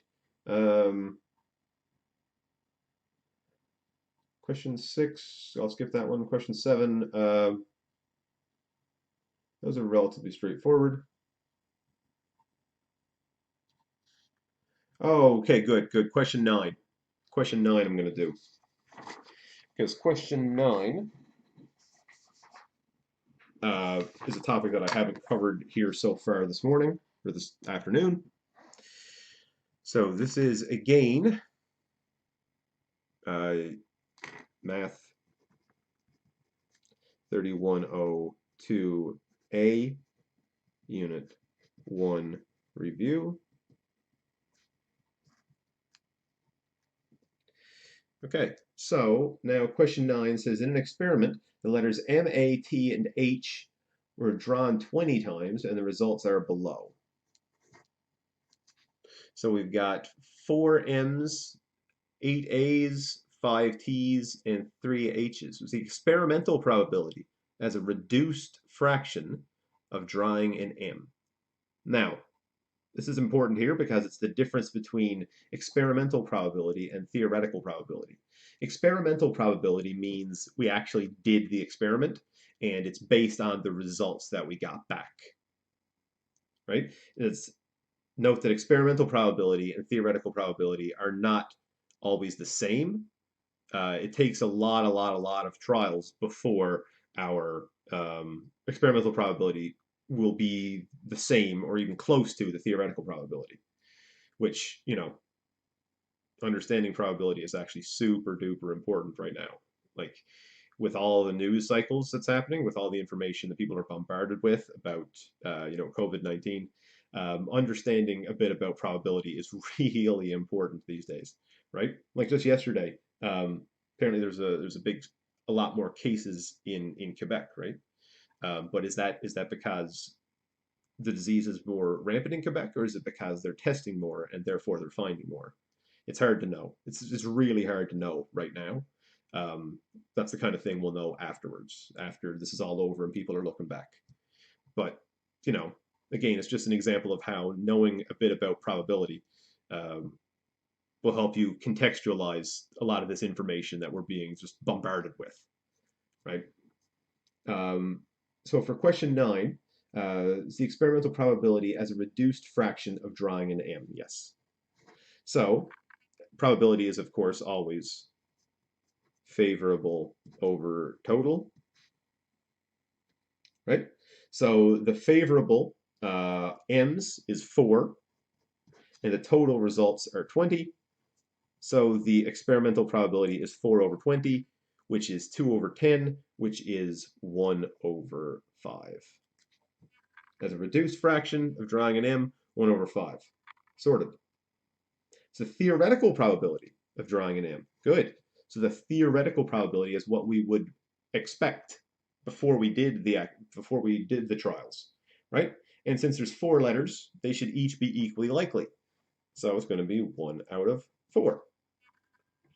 And then C says, if the last card drawn was an H, what is the probability as a reduced fraction that the next card would be an H? Well, I had a student one time, I got a really good answer to this question. Let me tell you, I had a really, the student said to me, they wrote down it would be a 0% probability because it says that the last card drawn was an H, so that means they're not going to draw any more cards because that was the last one. I had to give that to him. I think that was clever. I liked that response quite a bit.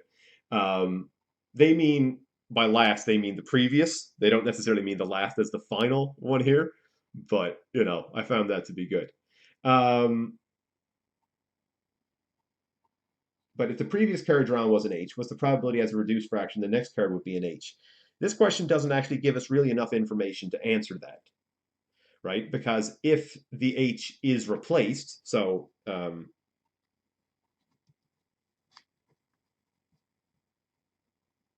with replacement, like if you took that H out and then you put it back in and you did it again, well, it's still going to be 1 out of 4. If you replace it, the trials are independent, right? Which means they do not affect each other at all.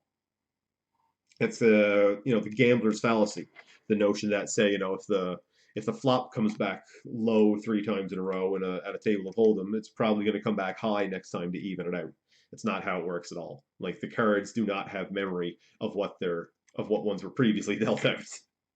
The way it works is that over a very long period of time, you will find that it will average out, but it averages out through just blind chance and not through any sort of like invisible hand making sure that a small sample size evens out, right? And small sample size actually that's a good another point to bring up here. This experiment that we got over here, you see the hand there, they only drew letters 20 times, right? Drawing letters 20 times is not a whole bunch of trials. That's why the experimental probability was 1 out of 5 and the theoretical is 1 out of 4, which is quite a bit different, right? That's 20% versus 25%. But that's because the person doing this experiment, only did 20 trials. The more trials you do, the closer this number is going to get to this number. 20 is not nearly enough to necessarily have your experimental and theoretical probabilities even out. But for C, then, with replacement, like I said, it's just going to be exactly the same because they're independent events, right? So this is in, but without replacement, well, that's going to be a bit different. Without replacement, what's the next probability? What's going to be 0? It's going to be 0 because the H is already gone in it. If you take it out and then don't put it back in, that's going to be dependent. That's obviously not what they meant for the question, because that one's a little bit of an easy one. But it doesn't specify. I think we're forced to assume that it is with replacement, which means that it is still 1 out of 4, and what they're trying to do is see if you understand, that events are independent of one another. By they, I mean me. Uh,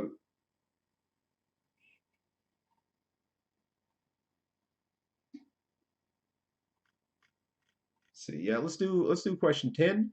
Let's do an example of question 10, and then I'll be moving on. Captivating Cacti, would you be able to shine some light on Principles of Math 11, page 72, number 5? Principles of Math 11. Unfortunately, no. Principles of Math 11 we don't have any, I didn't have any extra copies of that one. Those are all sent out to the students.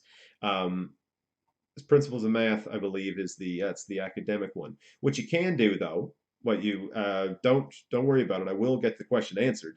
Take a picture of that page and then email that one to me. Okay. I might not get to it on today's stream, but I will indeed get to it at least tomorrow, for sure tomorrow. And then I'll send you a link to the video. So even if you didn't catch it live, you can still get it. But yeah, it's Captivating Cacti. Please take a picture of the page that you're working on and send that one to me. I will see about getting digital copies of those textbooks, so I have ones on hand. But for right now, unfortunately, I don't have a copy of Principles of Math 11 with me. I believe, I believe that is the only one I don't have, actually. Oh, no, I also don't have a copy of the grade 12. Thank you. You're very welcome. Okay, so question 10 here, queuing up 3102A Unit 1 review. Let's see. Stocks eggs at a grocery store says that 1 in 150 eggs are broken. Are you likely to find a broken egg in a dozen? Well, no, of course you're not. But let's show. There's one broken per is divide, one broken per 150 eggs, right? Okay, so what's the chance that the egg they offer you in this trying time is going to be broken? Well, probably zero because I think it's usually hard boiled or maybe even hard boiled and pickled. I don't know. My Always Sunny references are not universally comprehensive, obviously. But we're going to multiply this now by a dozen eggs, by 12 eggs, right? And I'm just writing out the units here to show you a bit of a different way to do it. This is similar to the stuff I was showing Ashley, I believe, just yesterday and the day before, that if we keep our units here, it does sort of make the math make a bit more sense, and we can see how the units cancel. Because now eggs are going to cancel with eggs, right? And we're going to have 12 over 150 broken ones, which 12 over 150, oh, it would help if the calculator was on. 12 over 150 is 0.08 broken. So what this tells us now is that if we have a dozen eggs, the number of those that are likely to be broken, on average, we will have 0.08 broken eggs per dozen. So unlikely to see a broken egg in 1 dozen eggs. Unlikely. That was A. So then for B, how many dozen eggs would you need to buy before you come across a broken egg? Well, we know there's one broken egg per every 150 eggs, right? So we need to buy 150 eggs before we come across a broken one, probably, on average. That's what that tells us. So 150 eggs. But how many dozen is that? Well, it's just going to be 150 divide by 12 to find out how many dozen eggs that represents. 150 divide by 12 is going to give us, oh, whoops. It would help if I used the right sign, wouldn't it? It's like, boy, 1,800. 1,800 dozen. Dang. Be 12.5 dozen. Or 13, we would round that to, because of course it asks you how many dozen eggs would you need to buy. It would be 13, right? Because you're not going to buy a half dozen. Although I have been told by a friend who formerly worked at a grocery store that if you take a dozen eggs and you just tear them apart, you just tear the carton apart, you go up and they will sell you a half dozen eggs. I have been told. I've never tried that. I've never had reason to go buy half a dozen eggs, but I'm told that if you're in like Sobeys or someplace and you just want half for whatever reason, you can rip that sucker apart and go up and buy. I wouldn't recommend doing it. They might look at you a bit funny. It's like, why are you tearing apart our products? Please buy the whole thing. But I am told that they do have a button or whatever, an entry in the system for half of a dozen. Maria owns a bakery and needs 300 dozen eggs a week. How many dozen eggs should she buy in order to have enough eggs for the week? All right. There's a few different ways of solving these, some with more accuracy than others. I'm not going to be a super stickler for it. Like I'm not going to be like, hey, you forgot to include the number that are possibly broken out of the new ones that she's buying. In reality, you would have to count that. But for these, for the general ones, I'm just going to let you go ahead and just do, well, 300 dozen eggs is how many eggs? Well, it's going to be 300 times 12, right? So 3 times 12 is 36, so that's going to be 3,600. It's not hard. 2,600 eggs, right? And there again, there's one broke per every 150 eggs, right? So I'm going to multiply that then by 3,600, and I'm going to end up with 3,600 divided by 150. Oh wait, boy, oh boy, batting 1,000 today. 3,600 divided by 150. God, look, I did it again. 3,600 divided, for real this time, by 150. There we go. 24 eggs. So what you could say is she needs to buy then 2 dozen more. So we can say if she wants 300 dozen eggs, she should buy 302 dozen. Right? Now in reality, she's actually going to need 303 dozen, right? Because these 24,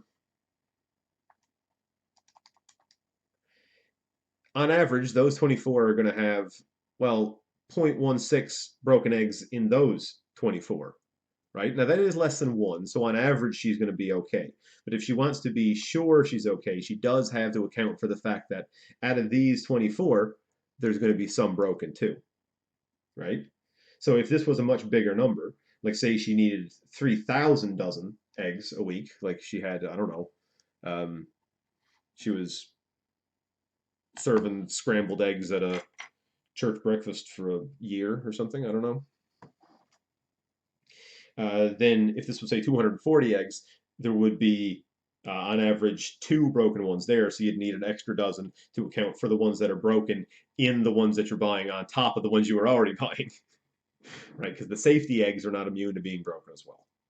But anyway, it's a lot of rambling to tell you that in this course we're not going to care about that. 302 dozen is the right answer.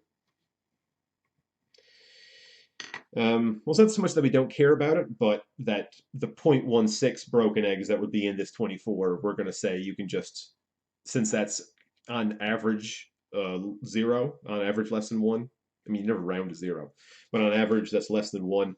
So we won't necessarily have you buy 1 more dozen. Okay, so Esther, that is me having gone over 3102A Unit 3 review. Good stuff. Good stuff. 31. Oh, okay. Now I have, that's all the students, that's all the ones from my site. I have another student contacted me this morning. Ibrahim wanted to talk about Math 3101C Unit 2. So Ibrahim, if you're here with me live, welcome. And if you're watching this this stream, hello, future Ibrahim. This is past NL Mathman, and yeah, I hope you find this to be useful. Feel free to let your peers, let your friends know that that I'm doing this as well. Anyone who's also going to the Academy Canada program is very welcome to come on, because you can just tell me which unit you're doing, and then I can find examples for it. Now, you did mention 1.6. Unfortunately, I looked through and I couldn't find a 1.6. Let me just move this over, full screen. Go over to my document display. Bing, here we are. So as you see, if I scroll up, right, the 1.6, see 1.5 right here. You see this 1 point. Is my cursor coming through? There it is. Okay, so this 1.5 up here, that's sort of the section, right? So when you said, for example, 1.6, I assume you meant section 1.6, like kind of like how this is section 1.5, but there is no section 1.6 as far as I can see. You did ask for unit 2, so I'm going to go ahead and do 2.1 and then maybe get on to 2.2 as well. Okay, so let me just keep repositioning my paper so it's on top of my handy dandy little bit of duct tape that makes my writing smoother.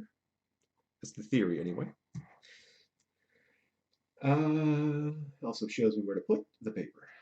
A radian is another form of measurement for an angle. Right. Okay, radians are great. Radians, one of the things you're going to need to know about radians is how to convert your calculator to be working in radians. Now, every single calculator is going to be a bit different for this. So I'm going to show you on the TI-84 over here. You may be using one of these. You may be using any number of other calculators. But there is always going to be a way to change your calculator from degree mode into radian mode. What a radian is just a different way of measuring an angle. You see over here in the document, right, it tells us that 360 degrees is equivalent to 2 pi radians, which is, about 6.28 radians. So here, I'm going to go through and bring up the mode on this calculator, and you'll see here, radian and degree. I'm going to go ahead and switch it over to radians. Now that makes a difference for taking sine, say, of an angle, right? So if I did like sine, let me go back. So if I was on degrees and I went with sine of 90, sine of 90 is 1, right, in degrees. Now, if I went over and switched it back to radians, quit, and I put in the exact same entry, sine 90, and hit enter, oh my God, what is this nonsense? Why does the same operation give me two different results, calculator? Make up your mind. Well, the point is because radians are just a different way of measuring angles, right? So this is 90 degrees, which is a right angle. This is 90 radians, which is not even close to a right angle. It's a very, very large angle that would, spin round and round and round and round and round, because it's way over the max of 2 pi radians, right? This is like circling the circle a whole bunch of times. Anyway, my point is you're never going to see 90 radians come up. Close that guy. So convert from degrees to radians multiplied by pi over 180. Right, that's just using our conversion factor, right? Because we know that the conversion factor is going to be pi radians per 180 degrees, right? So if there's pi radians per every 180 degrees, that's pi rad divided by 180. And that's the exact thing that you see right here, right? So this is our conversion factor. You don't necessarily need to remember them as two different ones. You can just remember them as the same one. But it'll depend on how comfortable you are with the algebra behind this. So I'm going to go ahead and now do part A here, the solution. It's 180 degrees multiplied by pi radians per 180 degrees. And now, like I was telling some of my students earlier, I'm going to go ahead and leave the units in there. Leaving the units in there allows us to see how the units will cancel. So the degrees will cancel with degrees, the 180 will cancel with the 180, and we're going to be left with just pi radians. Not super difficult, right? Pi radians is 180 degrees or a straight line, right? If we have another one, like say 120, or I'll just make up a random one that won't work out very neatly, but say we had, I don't know, 317 degrees. We wanted to convert that sucker to radians. What are we going to do? Well, we're going to have pi over 180 still, right? So we're going to end up with 317 divided by 180 is going to be 1.76111111111111. I'm not going to bother with trying to reduce that down. I'm pretty sure 317 over 180 is simplest form already. So what we can do, there's a bunch of different ways that we can write this down. And your own teachers will tell you which sort of ways they want you to write out radians. The way I was always told to write radians in university is to leave them in terms of pi, if possible. So I would call this 1.76 pi rad, right? Because it's 1.76 times pi and in radians, and you just leave that. But you can just as easily take this decimal that we've gotten, multiply that by pi, and again, like yesterday, I'm not about this 3.14 life. I do the pi symbol.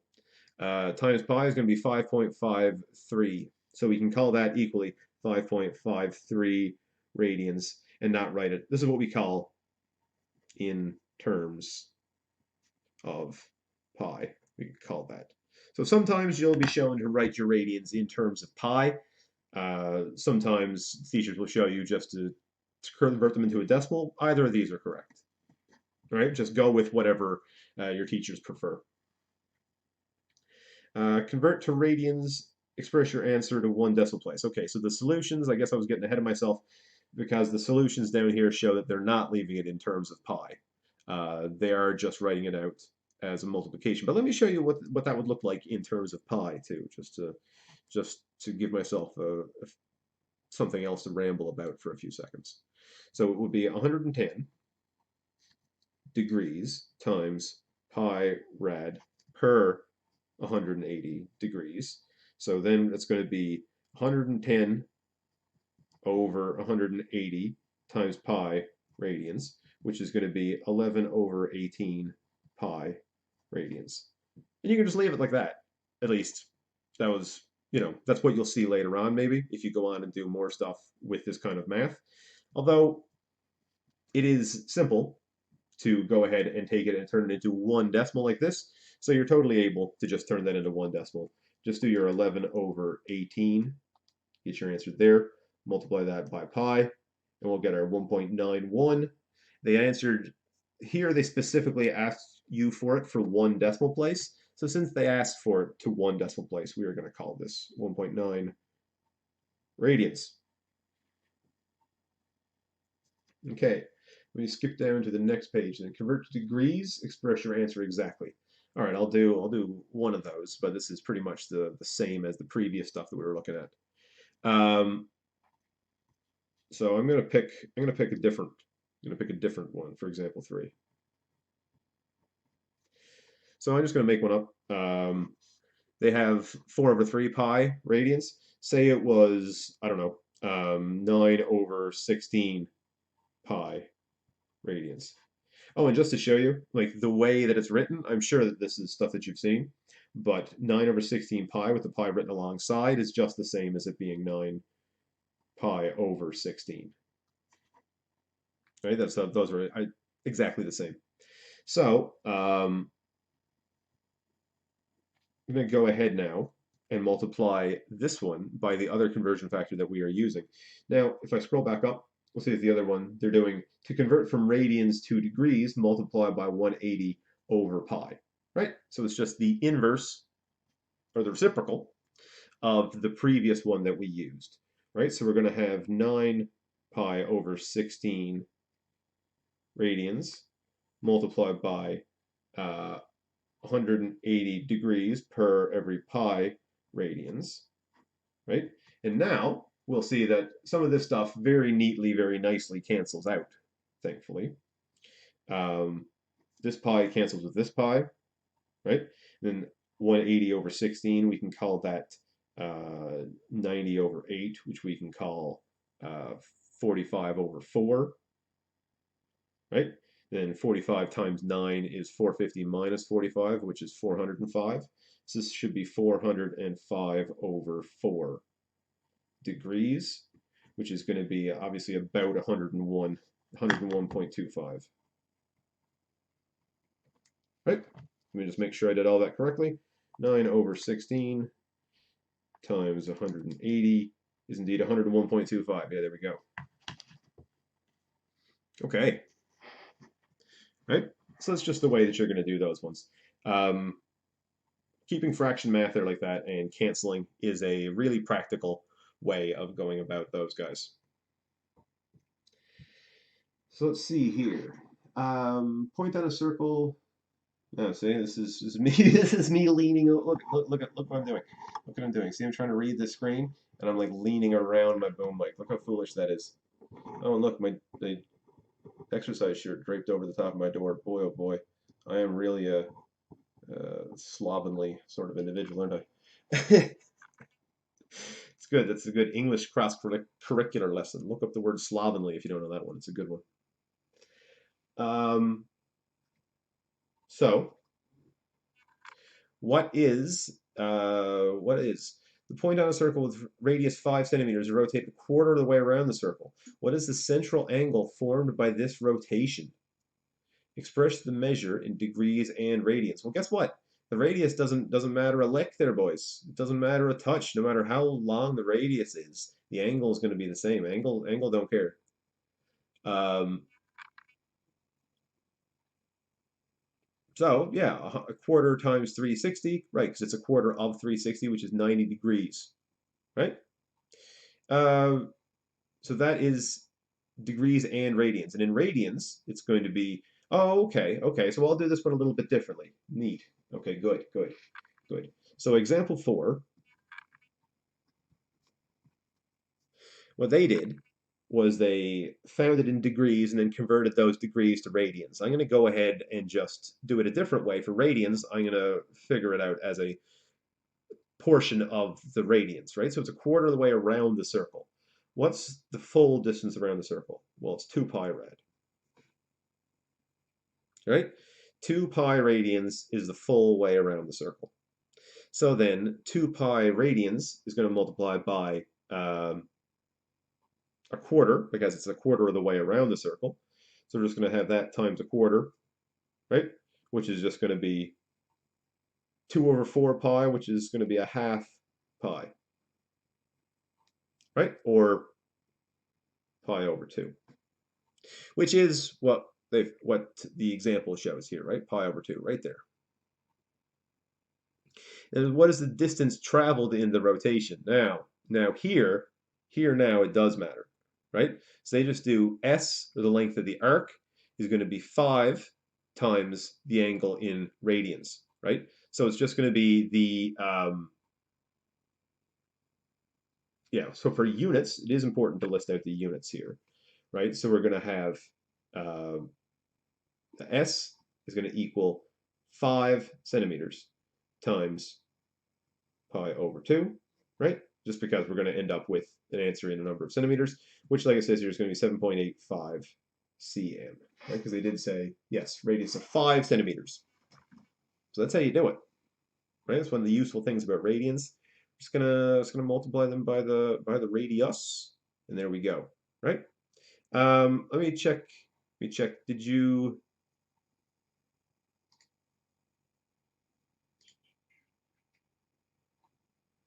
estimate the value of radian measure in degrees? Okay, I think this is what you were asking me to cover, was this topic. Uh, the next topic that it carries on to is exploring graphs of periodic functions. Now, I'll go over this briefly just to explain what these pages mean. So a periodic function, a function whose graph repeats, yep, midline sinusoidal arc. Actually, no, this seems like a different, yeah, this is definitely a different topic than what you were asking about.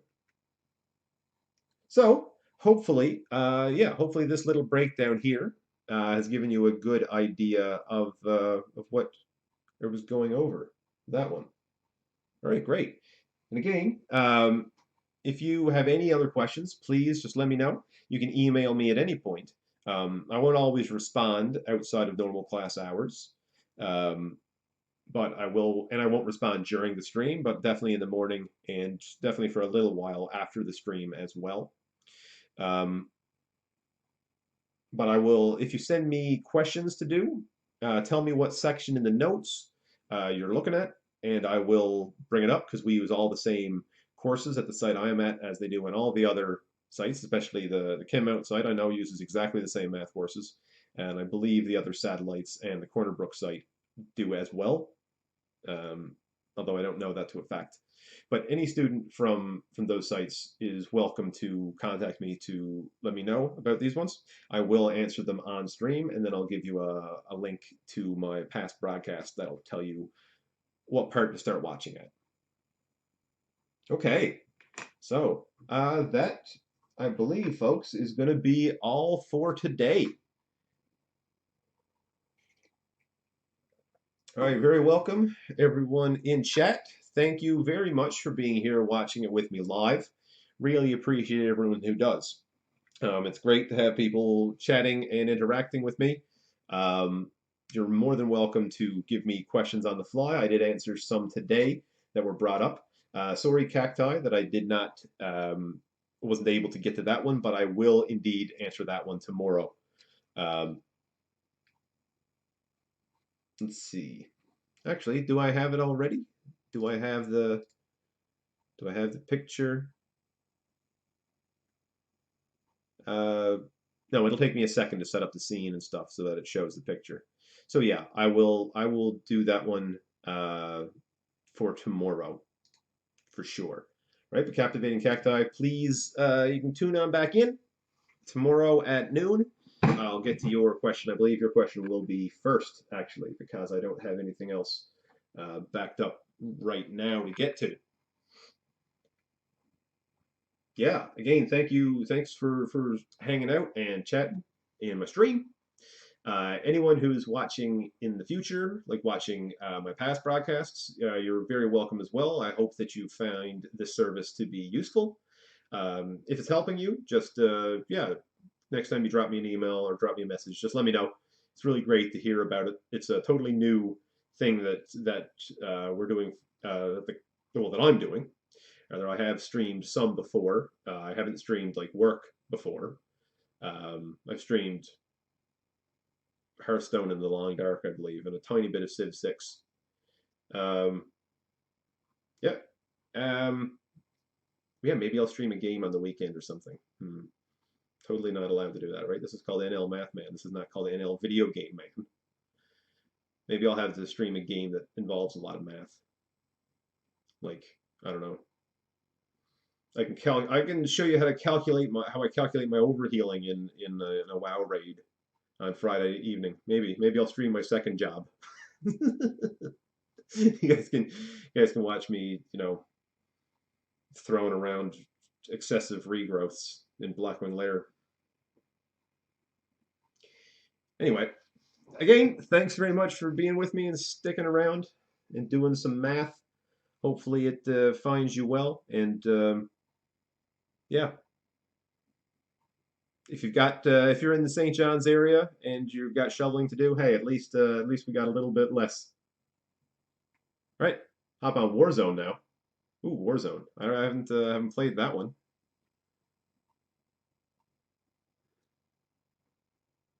All right, maybe yeah, pop on over to some Slay the Spire or something. Maybe that could be fun too.